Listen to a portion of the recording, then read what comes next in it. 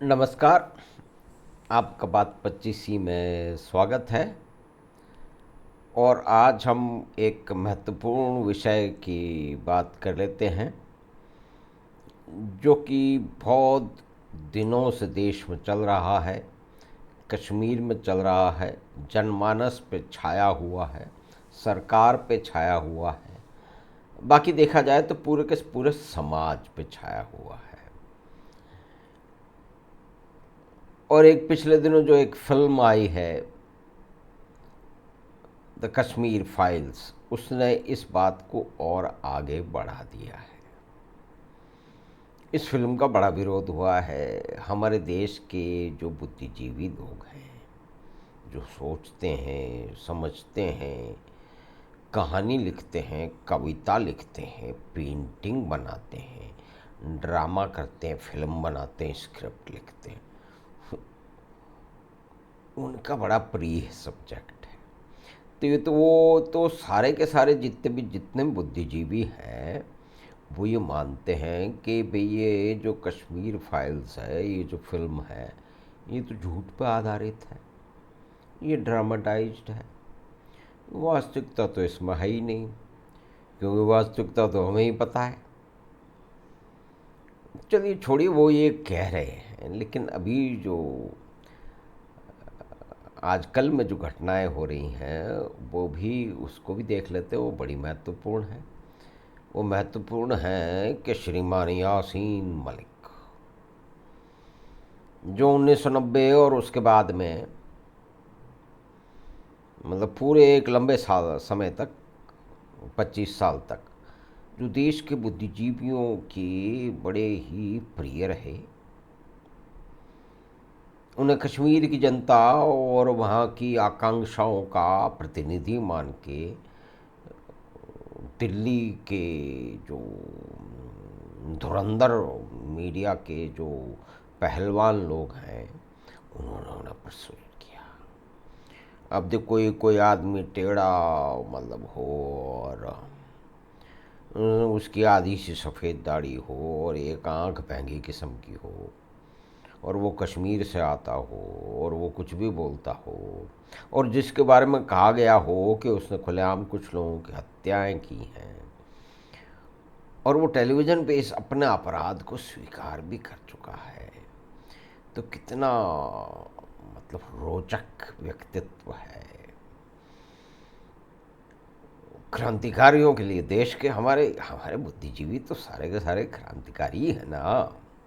वो तो देश को रातों रात क्रांति करके बदलना चाहते हैं, जैसे क्यूबा बदला, जैसे वेनेजुएला बदला, या कि दुनिया भर के और भी बदले, रशिया बदला, चाइना बदला, उसमें नहीं जाए। मतलब वो दिव्य दृष्टा हैं।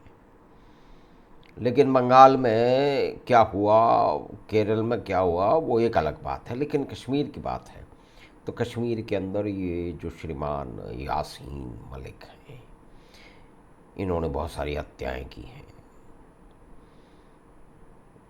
एयरफोर्स के जो ऑफिसर्स थे, उनकी हत्याएं की हैं,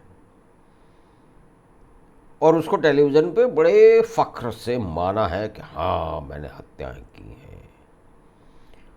और फिर वो कश्मीर की जो जनमानस है, उसका प्रतिनिधित्व तो होने की डींग आंकते हैं। तो एक आतंकवादी ऐसा कर सकता है? भाई लफाजी में तो कोई कुछ भी कर सकता है। लेकिन जिनकी फ़ोटो आ रही है, ये जो घुंघराले से बाल वाली जो विदुषी सी दिखती हुई एक महिला हैं, वो सुश्री अरुंधति राय। अरुंधति राय जो है, वो उनको बुकर अवार्ड मिला है, तो दुनिया में बड़ी जानी मानी है। और वो जो भारत का एक बहुत बड़ा मीडिया नेटवर्क है, उससे उनकी रिश्तेदारी है। वो क्या रिश्तेदारी है, आप अपने आप पता कर लीजिए। तो ये इनको बड़ा पसंद करती हैं। मतलब ये हो गए, गिलानी हो गए, यानी कि जितने भी सेपरेटिस्ट हैं, जितने भी आतंकवादी हैं, और सिर्फ कश्मीर के आतंकवादी नहीं, और कहीं भी हो माओवादी हो, जो कि बंदूक उठा करके लोगों को मारने के संकल्प लेके निकले हों तो उन्हें सुश्री अ, अरुंधति राय बड़ा पसंद करती हैं। वो उनको बड़ा रोमांटिसाइज करती हैं, उसके बारे में लेख लिखती हैं। और हमारे देश के जो बड़े बड़े समझदार लोग हैं, जिसके अंदर लेखक हैं, पेंटर हैं, कवि हैं, अभिनेता हैं, और पता नहीं जाना कौन कौन है, वो सब लोग भी क्योंकि सुश्री अरुंधति राय को पसंद करते हैं तो वो यासीन मलिक को पसंद करें। और यासीन मलिक ऐसे व्यक्ति हैं कि जिन्होंने कई सारी हत्याओं की उन्होंने स्वीकारोक्ति दी है कि हाँ मैंने ये हत्याएँ की हैं, किस लिए की हैं ये भी उन्होंने बताया, यानी कि वो कश्मीर को आज़ाद करना है और वगैरह वगैरह, वो बहुत सारी उसी बात है।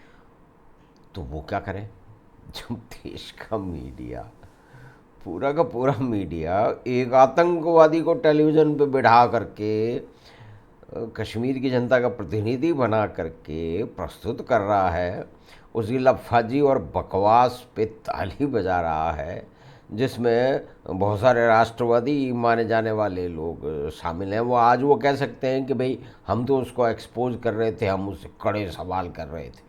जैसे कड़ी निंदा की जाती है तो हम निंदा भी करते हैं और हम कड़े सवाल भी पूछ रहे थे। कुल मिला के बात यह है कि आप एक आतंकवादी को ग्लोरीफाई कर रहे थे, उसका महिमा मंडन कर रहे थे, उसको जनता के सामने कश्मीर के जो लोग हैं उनके प्रतिनिधि को प्रस्तुत कर रहे थे। तो ये तो वास्तविकता है, इसको तो आप छुपा नहीं सकते।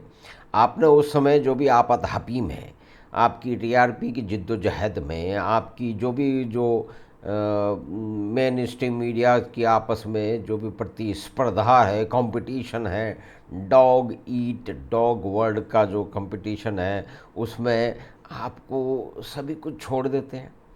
भाई सब लोग यासीन मलिक का इंटरव्यू ले रहे हैं तो हमारे मीडिया के सारे लोगों को, जो कि कुछ में से वो जो राष्ट्रवाद की डींग हाँकते हाँकते नहीं थकते हैं, उन्होंने भी ले डाला। क्या ज़रूरत है? अगर आप सचमुच अपने आप को तथाकथित राष्ट्रवादी मानते हो, यानी देश की चिंता करते हो, तो एक आतंकवादी का भाई जो उसने कहना था वो तो कह दिया, वो 5 चैनल पे कह दिया, 10 चैनल पे, आप उससे कौन सी नई चीज़ लिख जाओगे? वो नंबर 1 का फर्जी आदमी है, उसको ट्रेनिंग दी गई है, वो पाकिस्तान में ट्रेंड होके आया है, आप जैसे लोगों को ऐसे वो उल्लू बना कर के उड़ा देगा। और यही उसने किया है। वो उस आतंकवादी को आप महिमा मंडन कर रहे हो और फिर करोगे आपको देश की चिंता। अच्छा भाई देखिए, वामपंथियों और जिहादियों के लिए देश तो कुछ है ही नहीं। उनके लिए देश तो किसी एक विशेष परिस्थितियों में और नियम कायदों में माना जाता है, बाकी वो किसी को देश मानते ही नहीं है। तो इन लोगों ने बड़ी इसकी मदद की है। आप देखिए ये जो यासीन मलिक है या कि उसके और साथी हैं कश्मीर में, इनकी किसने मदद की है? वे प्रधानमंत्री के यहाँ तो गए, उसको माना गया कि ये कश्मीर की जनता का प्रतिनिधित्व करते हैं, उनको चाय वाय पिलाई गई। और हमारे मीडिया ने ये मान लिया कि ये सचमुच में एक बहुत ही इंटेलेक्चुअल किस्म का बुद्धिजीवी व्यक्ति है जो एक नई दिशा देगा कश्मीर को। और उन्हें मालूम ही नहीं कि वो पिट्ठू है पाकिस्तान के आईएसआई का।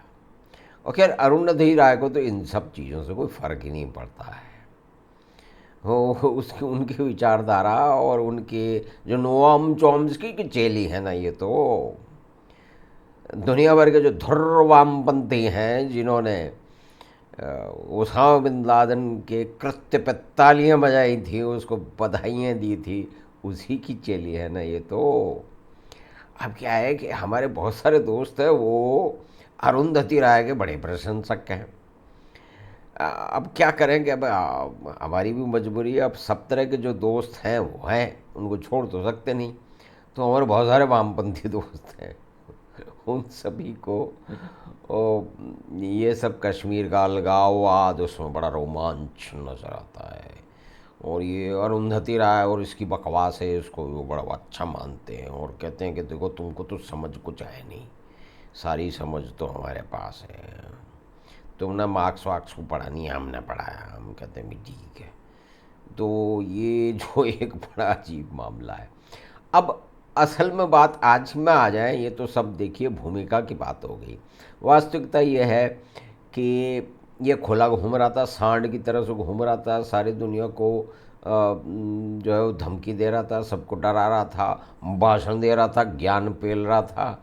लेकिन अब उसके बाद में जब से धारा 370 और 35 गई है और जो भी कुछ हुआ है कश्मीर में, अंततोगत्वा कुल मिला के ये जो आतंकवादी, ये जो हत्यारा है, दुर्दांत हत्यारा है, जिसको मीडिया के लोग, लुटियंस मीडिया के लोग सर पे उठाए घूम रहे थे, उस पे मुकदमे होने शुरू हुए हैं और ऐसे उसके जैसे बहुत सारे लोगों पे मुकदमे होने शुरू हुए हैं। और वो उसने मान लिया है कि हाँ मैंने ये सब कुछ किया है, क्योंकि उसको मालूम है कि जो लोगों ने मुकदमा चलाया उनके पास के अंदर साक्ष्य बहुत ही मजबूत रूप से हैं, तो उससे बच नहीं सकता। पूरा देश उसको, एक समय था, एक बहुत लंबा समय था 1990 और उससे लेकर के 1914-15 तक, आप समझिए 35-25 साल तक हमारे स्वतंत्र देश की प्रजातांत्रिक व्यवस्था में, और जो कि महात्मा गांधी के नाम पे, अहिंसा के नाम पे स्थापित हुई, उसके मूल्यों के हिसाब पे रोज़ रटा जाता है उन मूल्यों को, रोज़ उनका उल्हाना दिया जाता है, उन्हें याद किया जाता है। लेकिन एक दुर्दांत अपराधी को सर पे उठाए घूम रहे थे सारे के सारे इंटेलेक्चुअल्स, सारे के सारे बुद्धिजीवी, पत्रकार, लेखक, पेंटर और पता नहीं कौन कौन, उन्हें पसंद है। और अरुंधति राय भी उनको बड़ी पसंद है, ये घुंघराले बाल वाली। हम खुद भी उससे मिले हुए हैं, जब उनकी वो जो किताब आई थी गॉड ऑफ स्मॉल थिंग्स वगैरह वगैरह, वो प्रदीप कृष्ण के साथ में जयपुर में आई थी, तो थोड़ी सी मुलाकात हुई, लेकिन वो महत्वपूर्ण बात नहीं है। बात इतना है कि ये सब जो लोग हैं जो अपने आप को बुद्धिजीवी मानते हैं, और दुनिया मानती है, वो खुद तो मानते हैं, चलिए ठीक है, दुनिया मानती है, वेस्टर्न यानी कि पश्चिमी देशों की प्रेस मानती है, जो कि जो वो ये बड़ा विचित्र कि पश्चिमी देशों की जो स्वतंत्र देश हैं, जहाँ की डेमोक्रेसी है, वहाँ की प्रेस वामपंथियों कंट्रोल में, जैसे हिंदुस्तान में ये बहुत सारी जगह है। ये एक विचित्र विडम्बना है। तो उनको इस तरह के दुर्दांत अपराधी, आतंकवादी उन्हें बड़े पसंद आते हैं। तो खैर, एक चैप्टर क्लोज होने वाला है। मुख्य बात हम कह सकते हैं कि सच मरता नहीं, कुछ समय तक के लिए दबाया जा सकता है।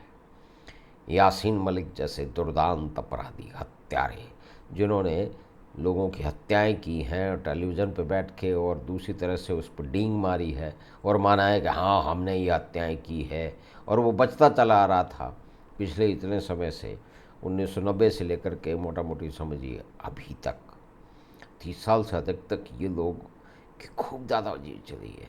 कहते हैं कि कश्मीर में इनकी बड़ी प्रॉपर्टी है, और भाई इनके पास पैसे कहाँ से आ गए? यानी कि इनको पैसे हिंदुस्तान की एजेंसियां दे रही थी, बाकी जगह से जो उनको मिल रहा है वो तो मिल ही रहा था। और इस कार्य में कश्मीर के नेता और रॉ के जो है वो ऑफिसर उसमें इन्वॉल्व थे। तो ये दो कौड़ी के जो आतंकवादी हैं वो करोड़पति अरबपति बन गए इस प्रोसेस में। लेकिन अब देखिए, ऐसा है, सच मरता नहीं, कुछ समय के लिए दबाया जा सकता है। तो जितना दबना था सत्य को, वो दब गया। अब ये यासीन मलिक जैसे दुर्दांत अपराधी, हत्यारे और आतंकवादी, इनका समय आ चुका है, इन्हें सज़ा मिलेगी और मिलने भी चाहिए। तो बस ना करनी चाहिए उन सब लोगों की। और ये जो है अरुंधति राय की, जो इस तरह के आतंकवादियों की स्तुतिगान करती रही है और कश्मीर में अलगाववाद और निर्दोष लोगों की हत्याओं का समर्थन करती रही है, तो एक महत्वपूर्ण बात है। तो हमने थोड़ी सी बात की यासीन मलिक की, जिससे एक समय पे भारत का जो मेन स्ट्रीम मीडिया है वो सर पर उड़ा के घूम रहा था, और हमारे इंटेलेक्चुअल्स तो हमारे बुद्धिजीवी हैं वो भी उसको सर पे उठा घूम रहे थे। और जैसे कि आप फोटो में ही देख लीजिए, ये सुश्री अरुंधति राय, वो कितनी प्रसन्न है, वो उसको सर पे उड़ा के घूम रही है। और वो गौतम नावलखा जो अभी जेल में बंद है वो भी इनके मित्र हैं। और बहुत सारे लोग हैं जो कि कई कारणों से जेल में बंद हैं, और सारे के सारे वामपंथी जो है उनको छुड़ाने के लिए अपने सारे प्रयास कर चुके हैं। तो खैर, वामपंथियों और सारी दुनिया में एक अलग ही तरह की एक इतिहास है, उनका काम है। वो हमारे मित्र भी हैं, अब क्या करें, मित्र हैं तो हैं। विदेशों में बहुत सारे मित्र हैं जो कि वामपंथी हैं, तो कोई बात नहीं है, लेकिन उनमें से कुछ तो ऐसे हैं कि जो हम कहते हैं वो गरम वरम भी कहते हैं तो वो मान लेते हैं। तो यासीन मलिक के जो ऐश करने का और दुनिया को बेवकूफ़ बनाने का और भारत के लोगों को बेवकूफ़ बनाने का जो एक कालखंड था, जो उसकी किस्मत में लिखा हुआ था, करोड़ों रुपए लिखे हुए थे, मज़े करने लिखे हुए थे, इधर से उधर घूमने में लिखा हुआ था, उसका अंत हो चुका है। अब वो अपराध भी अपने मान चुका है। तो देखते हैं कि उसके साथ में क्या होगा। जो सज़ा तो दुर्दांत अपराधियों को, हत्यारों को मिलनी चाहिए। और हमें आशा है कि ये जो अरुंधति राय का प्रिय मित्र, और जो कभी हिंदुस्तान के प्रधानमंत्री के साथ चाय पिया करता था, यासीन मलिक, उसको सज़ा मिलेगी। तभी हम मानेंगे कि देश में कानून, चलिए देर हो जाती है लेकिन सज़ा तो ज़रूर मिलेगी। तो हमें आशा है कि आपने ये छोटी सी बातचीत बात 25 पे देखी, तो आप इसे पसंद करें, अपने मित्रों और परिवार के साथ साझा करें, और कोई समुचित टिप्पणी भी आप करना चाहते हैं तो आप करें। तो आपका बहुत बहुत धन्यवाद। हम आपसे फिर मिलेंगे बात 25 की अगली बात।